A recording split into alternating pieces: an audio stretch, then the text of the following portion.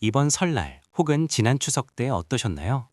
한 입을 덮고 귤 까먹으면서 세상에 우리 둘뿐인 것처럼 깔깔대던 그 형, 그 동생인데 막상 마주 앉으면 TV 채널 돌아가는 소리만 거실을 채우지 않았나요?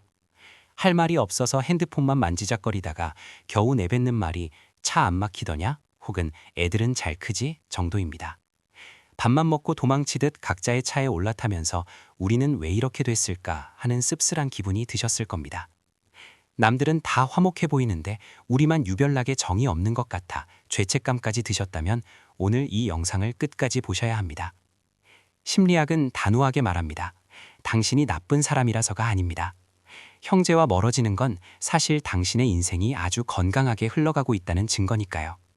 오늘은 그 서글프지만 명쾌한 이유 5가지를 말씀드리겠습니다. 우선 이해를 돕기 위해 뿌리 비유를 하나 들어볼게요. 어린 시절 형제는 한 화분에 심겨진 두 줄기 꽃과 같습니다. 같은 흙에서 영양분을 나누고 같은 햇빛을 받으며 자라죠.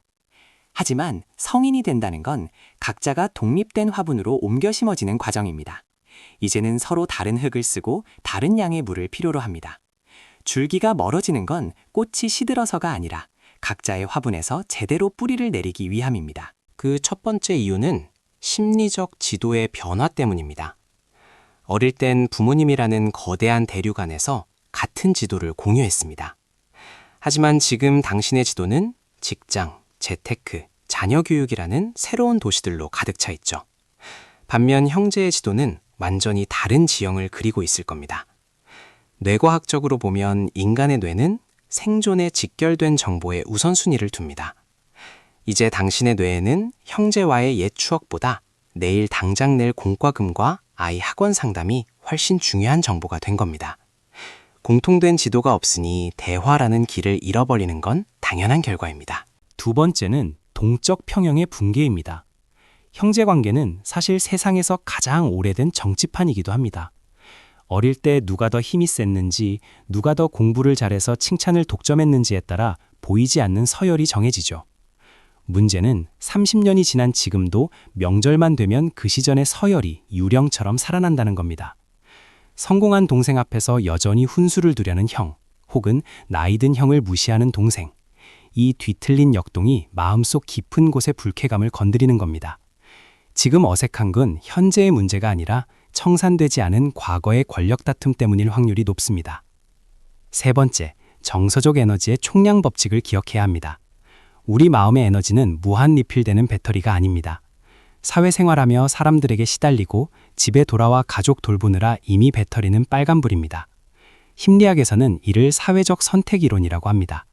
에너지가 고갈될수록 인간은 나에게 실질적인 위로를 주거나 즉각적인 보상을 주는 관계에만 집중하게 됩니다. 보고 싶어 만나는 게 아니라 해야 해서 만나는 형제 관계는 당신의 뇌 입장에서 보면 에너지 도둑받았습니다.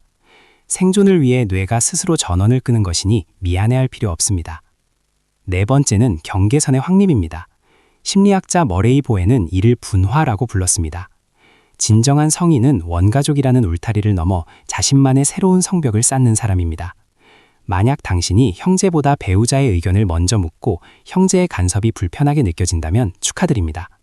당신은 독립적인 개체로서 완벽하게 성숙한 겁니다. 오히려 나이가 들어서도 형제관계에 과하게 몰입하는 것이 심리학적으로는 미성숙의 신호일 수 있습니다. 배우자와의 결속력을 높이기 위해 형제와의 거리를 조절하는 건 차가운 게 아니라 책임감 있는 행동입니다. 마지막 5번째는 가치관의 분리입니다. 우리는 같은 부모 밑에서 태어났지만 각자가 겪은 사회적 풍파는 전혀 다릅니다. 한 명은 안정적인 공무원의 길을, 한 명은 거친 사업가의 길을 걸었다면 두 사람의 뇌는 이미 세상을 바라보는 렌즈 자체가 달라진 겁니다. 이제는 피가 섞였다는 사실 하나만으로 서로의 가치관 차이를 덮기엔 우리가 너무 멀리 왔습니다. 맞지 않는 옷을 억지로 입으면 몸이 아프듯 맞지 않는 가치관을 형제라는 이유로 강요받으면 영혼이 피로해지는 법입니다. 여러분, 사실 형제는 우리가 선택한 관계가 아닙니다. 우연히 같은 배에서 태어나 인생의 초반전을 함께 뛴 팀 동료일 뿐이죠.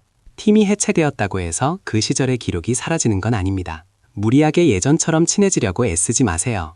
억지로 가꾸려다 오히려 뿌리가 상할 수 있습니다. 그저 1년에 몇 번 서로의 화분에서 꽃이 잘 피어 있는지 멀리서 확인하는 것만으로도 형제로서의 도리는 충분합니다. 죄책감이라는 무거운 짐은 이제 명절 식탁에 두고 오세요. 당신의 인생은 지금 당신이 서 있는 그곳에서 충분히 아름답게 흐르고 있으니까요. 오늘 영상이 조금이나마 마음의 짐을 덜어드렸길 바랍니다. 지금까지 여러분의 마음을 읽어주는 심리학 스토리텔러였습니다. 감사합니다.